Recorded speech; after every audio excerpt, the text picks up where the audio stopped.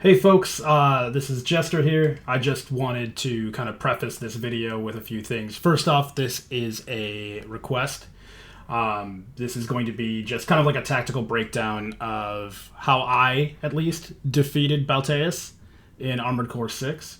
You feel free to use these tactics or develop your own. That's totally fine by me.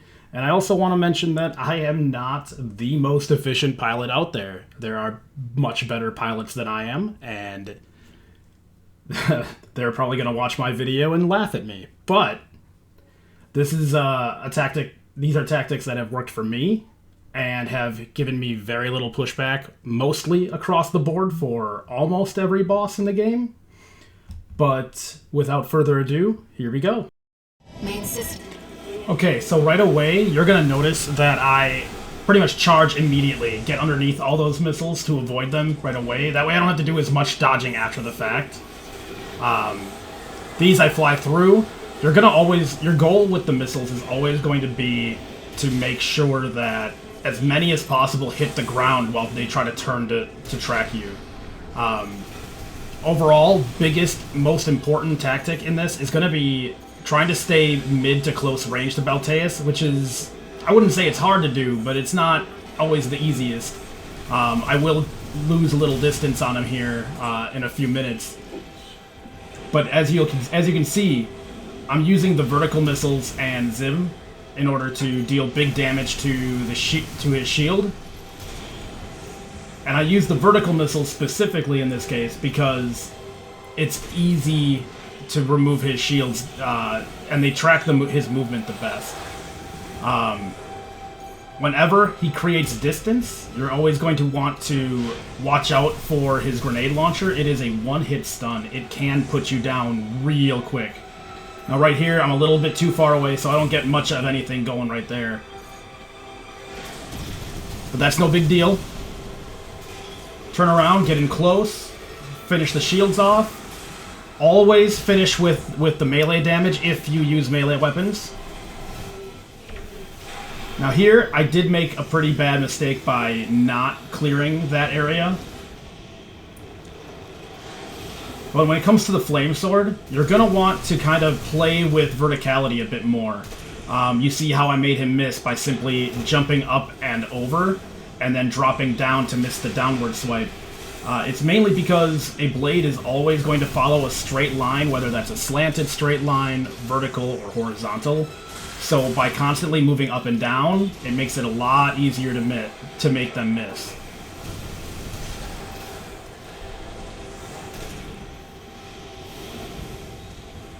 You can see that I've added a lot more verticality after he switched to his second phase. Take him down one more time, and then we finish him off with the melee, just like always. Now, for this one, I used a fairly straightforward basic build. All these things should be available to you in your early run of the game. Enemy systems down. It's silent. With the exception of maybe my core and some of my unlockable things that I didn't feel like dealing with. Now this run through is with my current build that I'm running at the moment. It's a little more missile heavy because I've been playing a lot of PvP lately and people are all about the meta.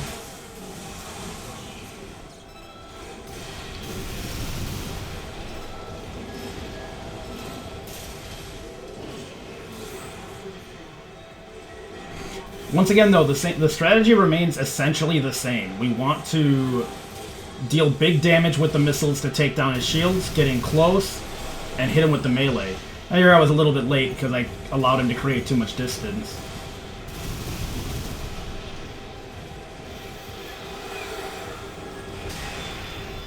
And like I said, that grenade, if it hits you, it is a one-shot stun every time if it's a direct hit. Shield down, melee. Missile on your way out. Second phase begins. Now I managed to avoid having to create a lot of verticality here by staying underneath him. Ultimately, that verticality, what we want is him to be playing up and down, vertical rather than horizontal.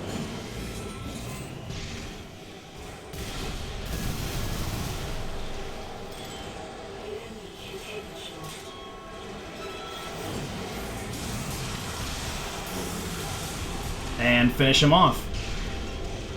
I hope some of this helps you. If you want me to go more in-depth, let me know. I can do a more in-depth decision-making, you know, knowing when to dodge, how to time everything, if you need me to. Once again, hope this helps, and I'll see you guys next time.